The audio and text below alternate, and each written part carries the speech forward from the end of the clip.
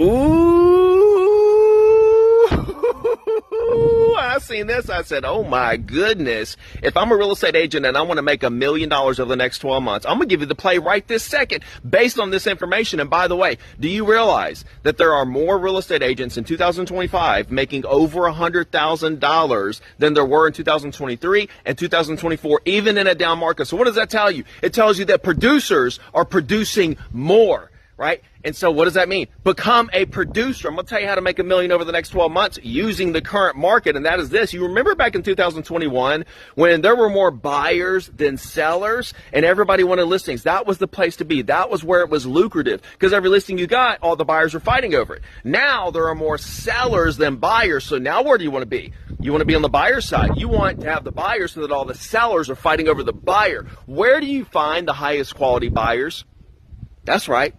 Property owners. Property owners are the highest quality buyers. Why? Because they know what they want. They know how to get it. They're educated. You don't have to really tell them anything. You're just servicing the deal. They just need a real estate agent to help them through the process and handle the transaction. They know what they want. They know what price they want. They know what they're going to do in terms of negotiations.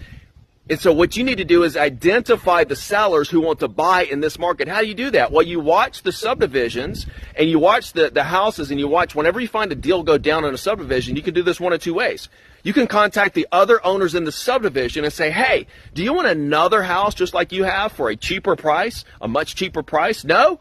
What price does it need to get down to before you are interested? And now you have a benchmark of a price that you're waiting for. Maybe they're interested in that house. Maybe they know somebody that's interested in that house right this second. You're going to run into buyers right now. But what's going to happen magically is that you're going to create so many relationships. If you really go all in on this, you're going to plant so many seeds with property owners, not random buyers and renters, property owners in your market, pillars of the community that you actually picked. You picked the sellers you want to work with. You picked the properties you want to represent now and in the future. You have a choice for that. So you pick it, you call them for a penny, you get their information for a penny, and you have a conversation with them about the market. Maybe they're interested right now, maybe they're interested later, whatever the case may be.